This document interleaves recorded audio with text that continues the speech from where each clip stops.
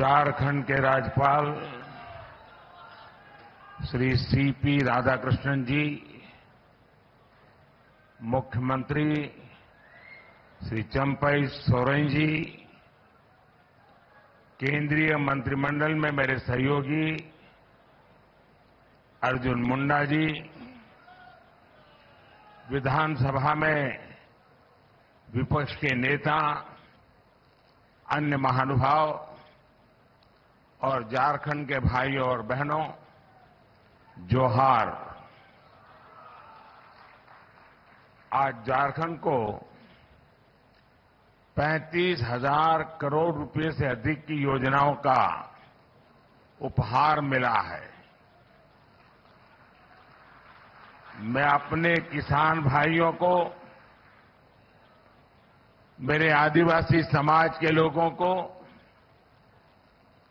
और झारखंड की जनता को इन योजनाओं के लिए बहुत बहुत बधाई देता हूं। साथियों, आज यहां सिंदरी उर्वरक कारखाने का लोकार्पण किया गया है। मैंने संकल्प लिया था कि सिंदरी के इस खाद कारखाने को जरूर शुरू करवाऊंगा।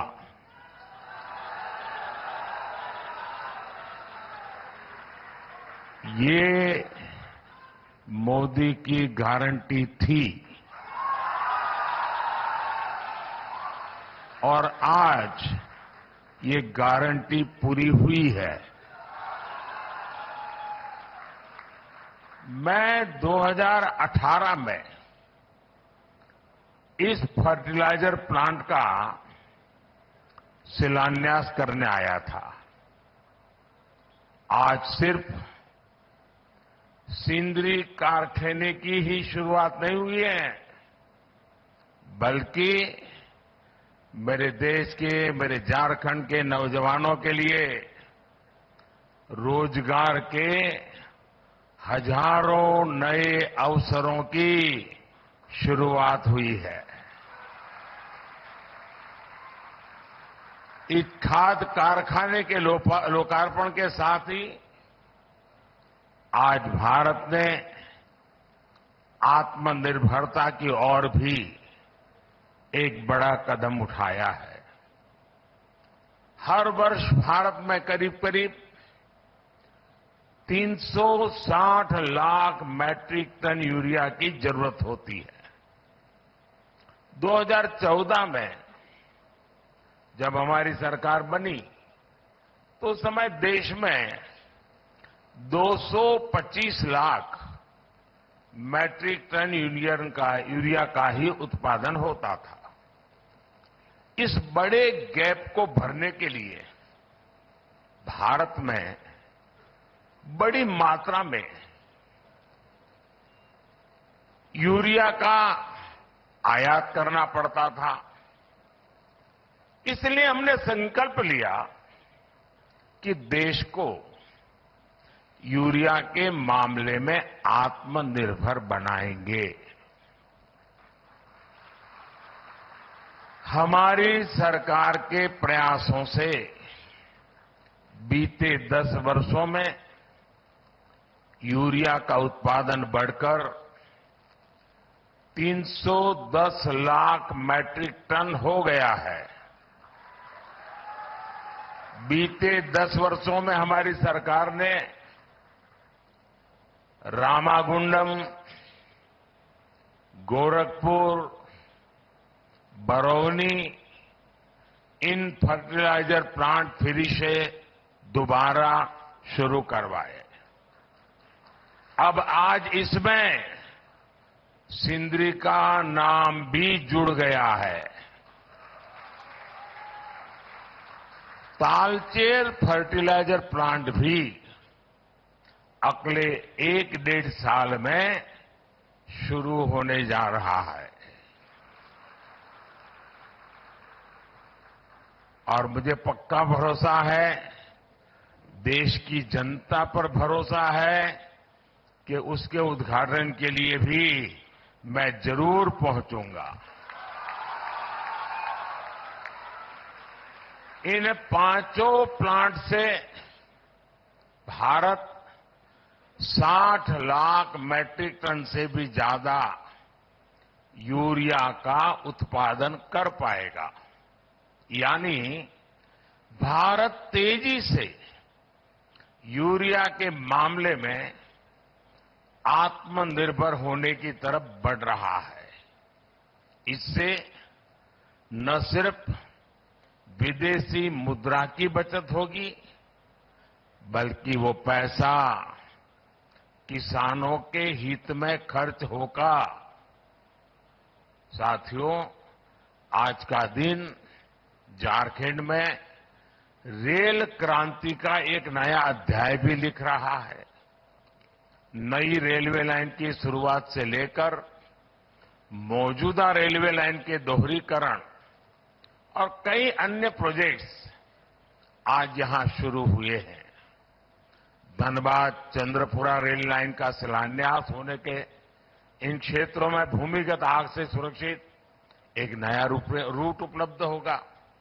इसके अलावा देवघर डिब्रूगढ़ ट्रेन के शुरू होने से बाबा बैद्यनाथ का मंदिर और माता कामाख्या की शक्तिपीठ एक साथ जुड़ जाएंगे। कुछ दिन पहले ही मैंने वाराणसी में वाराणसी कोलकाता रांची एक्सप्रेसवे की आधारशिला रखी है। ये एक्सप्रेसवे चतरा, हजारीबाग, रामगढ़ और बोकारो समेत पूरे झारखंड में आने जाने की स्पीड को कई गुना बढ़ाने वाला है। इसके अलावा हमारे किसान भाई बहनों को चाहे फसल की बात हो, हमारे खदानों में कोयले की बात हो, हमारे कारखानों में सीमेंट जैसे उत्पाद हो, ये पूर्वी भारत से देश के हर कोने में भेजने में बड़ी सहूलियत भी होने वाली है। इन प्रोजेक्ट से झारखंड की रीजनल कनेक्टिविटी और बेहतर होगी, यहां के आर्थिक विकास को गति मिलेगी। साथियों, बीते 10 वर्षों में हमने जनजातीय समाज, गरीबों, युवाओं और महिलाओं को अपनी सर्वोच्च प्राथमिकता बनाकर झारखंड के लिए काम किया है। साथियों, हमें 2047 से पहले अपने देश को विकसित बनाना है। आज भारत दुनिया की सबसे तेजी से आगे बढ़ती अर्थव्यवस्था वाले देशों में है। आपने देखा होगा, कल ही अर्थव्यवस्था के जो आंकड़े आए हैं वो बहुत ही उत्साह भरने वाले हैं। भारत ने सारे अनुमानों से और बेहतर प्रदर्शन करते हुए अक्टूबर से दिसंबर के क्वार्टर में 8.4%, 8.4% की विकास दर हासिल करके दिखाई है। ये दिखाता है कि भारत का सामर्थ्य कितनी तेजी से बढ़ रहा है। इसी गति से आगे बढ़ते हुए ही हमारा देश विकसित बनेगा और विकसित भारत के लिए झारखंड को भी विकसित बनाना उतना ही जरूरी है। केंद्र सरकार इस दिशा में हर तरह से झारखंड को सहयोग कर रही है। मुझे विश्वास है कि भगवान बिरसा मुंडा की यह धरती विकसित भारत के संकल्पों की ऊर्जा शक्ति बनेगी। साथियों, यहां मैं अपनी बात बहुत कम शब्दों में रख करके आपका धन्यवाद करके अब जाऊंगा धनबाद।